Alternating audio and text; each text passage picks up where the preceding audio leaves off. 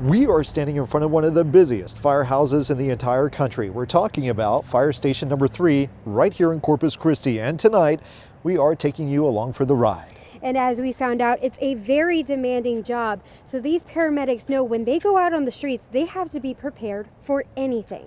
It was a baptism by fire. This is my first 911 job.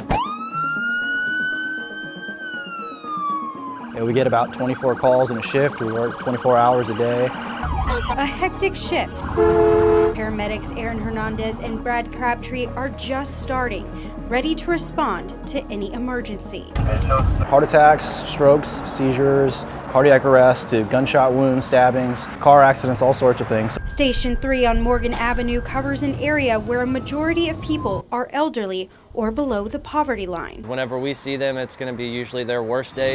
I think most people want to help others, and this is just kind of my avenue to be able to fulfill that. It's not easy. The hours are long, the situations are stressful. There's so many times where you have to think back to those times where you're in school, you were in the academy. They really do prepare you for what you see out here. But Hernandez says it's worth it. It's definitely rewarding to be able to see people recover, get better, and get them out of those tough situations. But in order to work as a paramedic here, their journey begins right here at Del Mar College's West Campus. I never thought I'd be in this position to where we're getting paid to be in school. 1, 2, 3, clear patient. James Meyer is among the 31 cadets currently being trained to become the next generation of firefighters and paramedics in the city. For me, I just wanted to do it ever since I was 5 years old and I saw my first fire truck. Clear patient. Many of the cadets have a calling to help save others, but the journey to get there is tough. Just to become a cadet, applicants must first go through an entrance exam. They have to be between 19 and 36 years old. They must have a high school diploma or GED, a valid driver's license, and they must be a U.S. citizen. Check for pulse. Is there a pulse? The certification course is intense. From EMT to paramedic to firefighter, it can take up to 20 months of hands-on learning.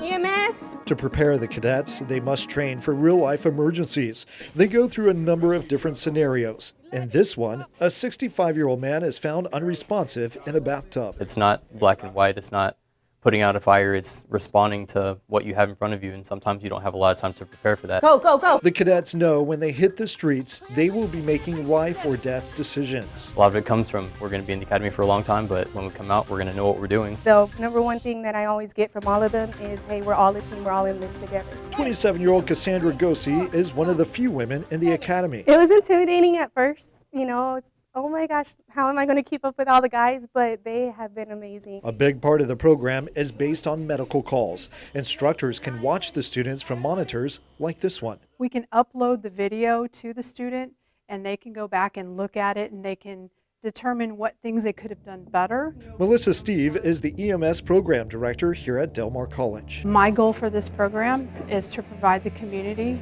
with paramedics and EMTs that are capable to be competent in their profession. She says there is a huge need for paramedics and also EMTs throughout the coastal bend. There is a shortage, and so a lot of our rural communities are working towards getting paramedics. Last year, the Corpus Christi Fire Department made about 50,000 calls.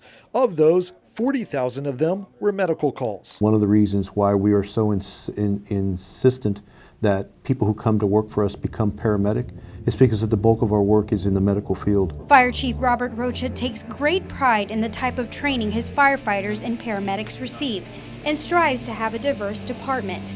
In fact, CCFD receives applications from all over the country. We really want people to know that the Corpus Christi Fire Department, the doors are open and we want to hire you. To be a part of something bigger, not just heroes, but a family happy to serve the community. And we're going to be there for you.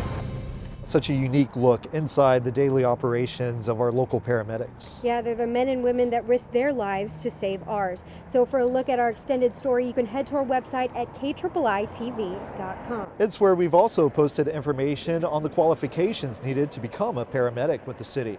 Reporting from Fire Station number 3 on Morgan Avenue, I'm Bill Churchwell. And I'm Taylor Alanis.